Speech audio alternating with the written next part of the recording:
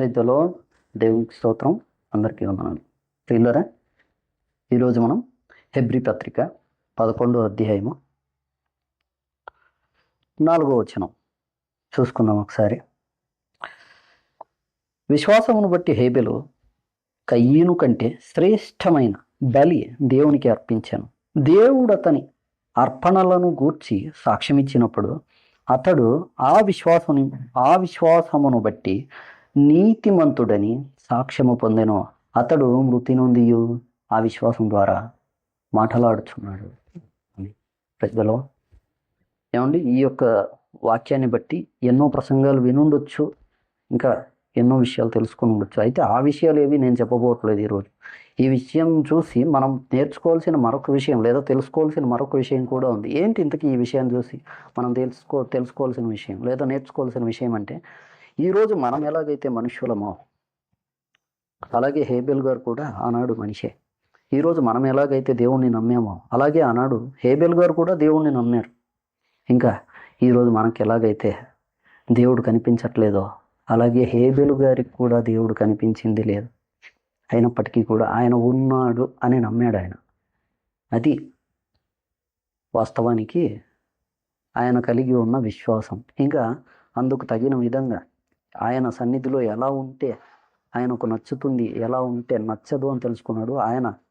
ఆయనకు నచ్చే విధంగా ఈయన నడుచుకున్నాడు.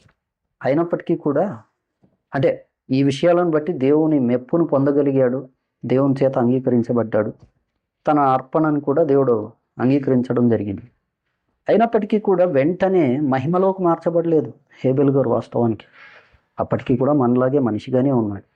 మనలాగే మనిషిగా ఉన్నప్పుడు మనకి ఈరోజు ఎలాగైతే మరణం అనేది ఒకటి ఉందో అలాగే ఆయనకు కూడా మరణం అనేది ఉండడం జరిగింది. ఇంకా గ్యారెంటీ లేని లైఫ్ కదా ఈరోజు మంది. అలాగే ఆయనది కూడా మనలాంటి మనిషే కాబట్టి గ్యారెంటీ లేని జీవితమే. కాబట్టి ఏ క్షణానైనా చచ్చిపోయే అవకాశం ఉంది. అందుకే తన అన్న ఎప్పుడైతే వచ్చి చంపడం జరిగిందో అప్పుడు ఈయన చచ్చిపోవడం జరిగింది. అంటే ఇక్కడ ఈ విషయాన్ని బట్టి మనం తెలుసుకోవాల్సిన విషయం ఏంటంటే, మనం క్రీస్తు దగ్గరకు వచ్చినప్పటికీ, క్రీస్తుని నమ్మినప్పటికీ, దేవుని పిల్లలుగా మారినప్పటికీ, క్రీస్తు యేసు సంబంధులుగా మారినప్పటికీ, ఇంకా దేవుని రాజ్యంలో పాలిభాగస్థులం అయినప్పటికీ కూడా మనం మనుషులమే. కాబట్టి మనకంటూ మరణం ఉంది. అది ఏ క్షణాన్నైనా వచ్చే అవకాశం ఉంది. ఎందుకంటే ఇది గ్యారెంటీ లేని జీవితం కాబట్టి ఇప్పుడు మనం ఈ విషయాన్ని గ్రహించి ఏం తెలుసుకోవాలి అంటే, ఏ క్షణాన్నైనా మనం చచ్చిపోవచ్చు. కాబట్టి మనం చచ్చిపోతే ఏ క్షణాన్నైనా సరే, ఒకటి పరదేశకు వెళ్ళే విధంగా ఉండాలి, లేదా 2 పరలోకానికి వెళ్ళే ఒక అర్హతతో ఉండాలి. ఇంకా హేబెల్ గారి మరణాన్ని చూసి మనం నేర్చుకోవాల్సిన విషయం మరొకటి ఏంటి అంటే, ఏ క్షణాన్నైనా మరణమే కాదు, యేసుక్రీస్తు ప్రభుల వారు కూడా రావచ్చు. కాబట్టి ఒకవేళ ఇప్పుడే యేసుక్రీస్తు ప్రభుల వారు వస్తే ఆయన చేత ఎత్తబడేందుకు గాను అవసరమైన అర్హతను కూడా మనం కలిగి ఉండాలి. ఆయన చేత ఎత్తబడేందుకు గాను అవసరమైన అర్హత ఏంటి అంటే, ఆయన రాకడ కోసం కనిపెట్టుకుని మనం ఉండాల్సిన అవసరం ఉంది. అందుకు తగిన సిద్ధపాటును కలిగి కూడా ప్రతి క్షణం ఉండాల్సి ఉంది. అప్పుడే యేసుక్రీస్తు ప్రభుల వారి చేత ఆయన ఒకవేళ ఇప్పుడే వస్తే లేదా ఇప్పుడే వచ్చినట్టయితే ఎత్తబడగలుగుతాం. ఇంకా చెప్పాలి అనేసి అంటే, వాస్తవానికి యేసుక్రీస్తు ప్రభుల వారు తన మీద విశ్వాసం ఉంచిన ప్రతి ఒక్కరి కోసం కూడా రావట్లేదండి. ఎవరి కోసం వస్తూ ఉన్నాడు అనేసి అంటే, హెబ్రీ పత్రిక 9వ అధ్యాయం 27 నుంచి మనం చదువుకున్నట్టయితే, తన కోసం కనిపెట్టుకుని ఉండు వారి కోసం వస్తూ ఉన్నాడు అని మనం చదువుకోగలం. అంటే ఆయనను విశ్వసించి ఆయన కోసం కనిపెట్టుకుని ఉండే వాళ్ళ కోసం వస్తూ ఉన్నాడు.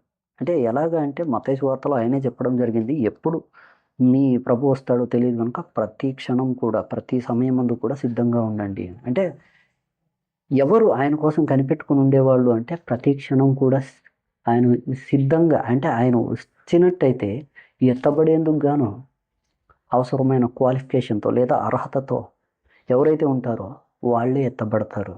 అంతేగాని ఈ అర్హత లేకుండా కేవలం విశ్వాసం ఉంచి ఇష్టం వచ్చినట్టుగా సిద్ధపాటు లేకుండా ఉండేవాళ్ళు ఎత్తబడరు అనే ఒక అర్థం ఇందులో ఉంది, మనం గమనించాలి. కాబట్టి కేవలం విశ్వాసం ఉంచినంత మాత్రాన, విశ్వాసం ఉంచడం మంచిదే, అయితే ఆ తర్వాత ఆ విశ్వాసాన్ని సిద్ధపాటుతో కొనసాగించాల్సిన అవసరం ఉంది.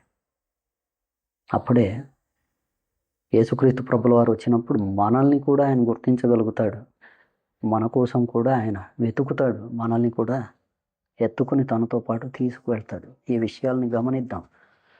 గమనించి యేసుక్రీస్తు ప్రభుల వారి మీద విశ్వాసం ఉంచిన మనం ప్రతి క్షణం కూడా సిద్ధపాటుతో ఉంటూ ఆయన కోసం కనిపెట్టుకుని ఉండేవాళ్ళంగా మన జీవితాన్ని గడుపుదాం. తద్వారా ఆయన రాకడలో ఎత్తబడేందుకు గాను అవసరమైన అర్హతను సంపాదించుకుని ఆయన రాకడలో ఎత్తబడదాం ఆయన చేత.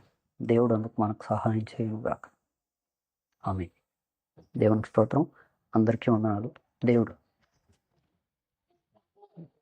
మనందరికీ కూడా ఈ విషయంలో మనతో కూడా ఉండి మనల్ని ఈ విధంగా ముందుకు తన మహా గొప్ప కృపతో మనల్ని అందరినీ కరుణించి నడిపించునుగాక. ఆమేన్.